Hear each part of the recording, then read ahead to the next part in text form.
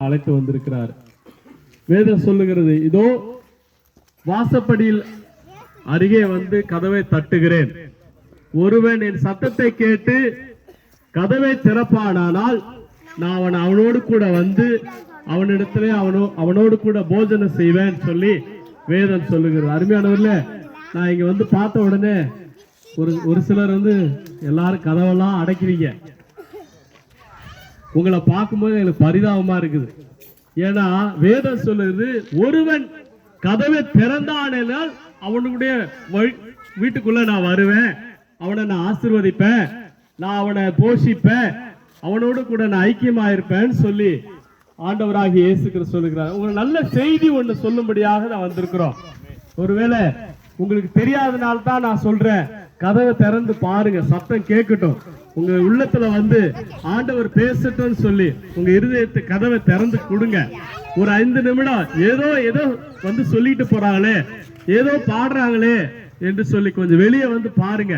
வேதம் சொல்லுகிறது, ஒருவன் அவரிடத்துல வரும்போது அவரை புறம்பே தள்ளுவதில்லை என்று சொல்லி ஆண்டவராகிய இயேசு கிறிஸ்துவை குறித்து ஒரு சில காரியங்களை நாங்கள் உங்களுக்கு சொல்லிட்டு போலான்னு வந்திருக்கிறோம். அது உங்களுடைய வாழ்க்கையில ஆசீர்வாதத்தை கொண்டு வரும் என்று சொல்லி நாங்கள் நம்புகிறோம். வேதத்துல ஒரு வசனம் இருக்குதுங்க, வருத்தப்பட்டு பாரம் சுமக்கிறவனே நீங்கள் எல்லாரும் என்னிடத்திலே வாருங்கள், நான் உங்களுக்கு இளைப்பாறுதல் தருகிறேன் என்று சொல்லி வேதம் சொல்லுகிறது. வேதத்துல இயேசு கிறிஸ்து சொல்லியிருக்கிறார். இயேசு சொன்னாரு, வருத்தப்பட்டு பாரம் சுமக்கிறவர்களே நீங்க எல்லாரும் என்னிடத்திலே வாருங்கள், நான் உங்களுக்கு இளைப்பாறுதல் தருவேன் சொல்லியிருக்கிறாரு.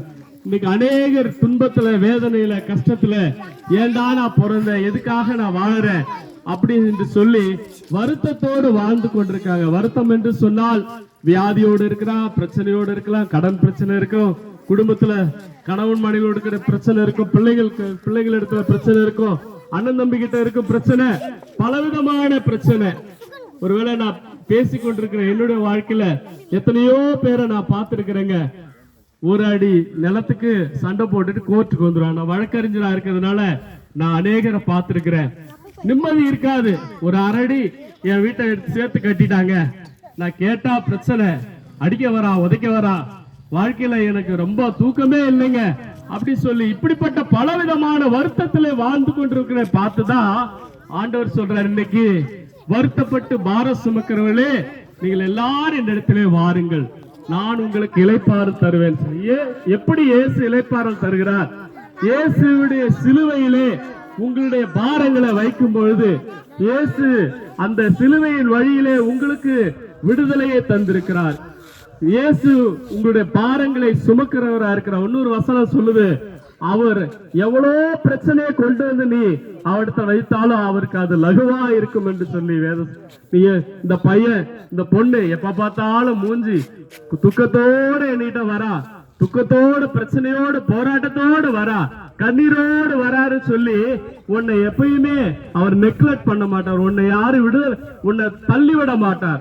எவ்வளவு பெரிய பிரச்சனையா இருந்தாலும் அவர்கிட்ட கொண்டு வாங்க. அவர் சொல்றாரு, வருத்தப்பட்டு பாரம் சுமக்கிறவர்களே நீங்க எல்லாரும் என்னிடத்துல வாருங்க, எப்பேற்பட்ட பிரச்சனையா இருந்தாலும் போராட்டமா இருந்தாலும் நீ என்னிடத்துல வா மகனே, மகளே, உனக்கு நான் விடுதலை தருவேன் என்று வேதம் சொல்லுகிறது. அருமையானவர்களே, இந்த இயேசு யாரு? இந்த இயேசு எப்படி விடுதலை தர முடியும் என்று சொல்லி நீங்க கேட்கலாம். இந்த இயேசு என்பதற்கு அவருடைய பேருக்கு அர்த்தம் என்னவென்று சொன்னால், தமது ஜனங்களை பாவங்களை ரட்சிக்கிறவர் என்ற அர்த்தமா. அருமையான இயேசுவுக்கு இன்னொரு பேர் இருக்கு, அவர் மீட்பர், அவர் ரட்சகர். உன் வாழ்க்கையில நிம்மதி சமாதானத்தை இழந்து போயிருக்கிற உன் வாழ்க்கையில நிம்மதியை தரும்படியாக, சமாதானத்தை தரும்படியாக ஆண்டவராகிய இயேசு கிறிஸ்து இந்த உலகத்துக்கு வந்தாருங்க. 2024 வருஷத்துக்கு முன்பாக மனிதனாக இந்த உலகத்துல தோண்டி உனக்காக எனக்காகவும் கல்வாரி சிலுவையிலே அவர் மரித்து ஜீவனை கொடுத்தார். வேதம் சொல்லுது, எல்லாருடைய பாடுகளையும் எல்லாருடைய பாவங்களையும் அவர்தாமே தம்முடைய சிலுவையிலே நமக்காக அவர் சுமந்து தீர்த்தார் என்று சொல்லி வேதம் சொல்லுகிறது. அருமையானவர்களே, இப்படி எல்லாருடைய பாவங்களையும் சாபங்களையும் கர்வங்களையும் அவர் ஏற்று சுமந்து தீர்த்ததுனாலே, சிலுவையிலே அவர் சுமந்ததுனாலே உன்னுடைய பாடுகளை, உன்னுடைய வருத்தத்தை எல்லாத்தையும் அவர் சுமந்து கொண்டார். அதனுடையதான் வருத்தப்பட்டு பாரம் சுமக்கிறவர்களே நீங்க எல்லாரும் என்னிடத்துல வாருங்க, நான் உங்களுக்கு இளைப்பாறுதல் தரேன்னு சொல்லியிருக்கிறார். இயேசு கிறிஸ்து உனக்கு சமாதானத்தையும் சந்தோஷத்தையும் சிலுவையின் வழியிலே உனக்கு கொடுத்திருக்கிறார். அருமையான தேவ ஜனமே, கேட்டுக்கொண்டிருக்க உங்க வாழ்க்கையில இந்த நிம்மதி எனக்கு வேணும் ஐயா, இந்த சமாதானம் எனக்கு வேணும் ஐயா, இதை நான் இழந்து போயிருக்கிறேன், நான் ஏதோ வாழ்றேன், எதுக்காக வாழ்றேனே தெரியலன்னு சொல்லிப்பா நீங்க கேட்கலாம். அருமையான தேவ ஜனமே, ஒரு மனுஷன் பாவத்துல வாழ்வானால் அவனுக்கும் பாவத்திலே வாழ்கிறவனுக்கு நிம்மதி இருக்காது, சமாதானம் இருக்காது. அவன் தேவனுடைய சத்தியத்துக்கு கீழ்ப்படிய மாட்டான், தேவனுடைய சத்தத்துக்கு செவி சாய்க்க மாட்டான். வேதம் சொல்கிறது, பாவத்திலே வாழ்கிறவன் பாவத்துக்கு அடிமையா இருக்கிறான்னு சொல்லி வேதம் சொல்லுது. தன் பாவத்தை மறைக்கிறவன் வாழ்வடைய மாட்டான், அவை அறிக்கை செய்து விட்டு விடுவனோ இரக்கம் பெறுவான். அருமையான தேவஜனமே, ஆண்டவராகிய இயேசு கிறிஸ்துவின் ரத்தம் சகல பாவங்களை சுத்திகரிக்கும் என்று சொல்லி வேதம் சொல்லுகிறது. அருமையானவர்களே, நான் சொல்றது ஒரு ரொம்ப சிம்பிளான வார்த்தையை சொல்றேன். இயேசு உங்களுக்கு விடுதலை தருவார், இயேசு உங்களுக்கு சமாதானம் தருவார், உங்களுடைய வியாதிகளை போக்குவார், உங்களுடைய துக்கத்தை நீக்கி போடுவார்.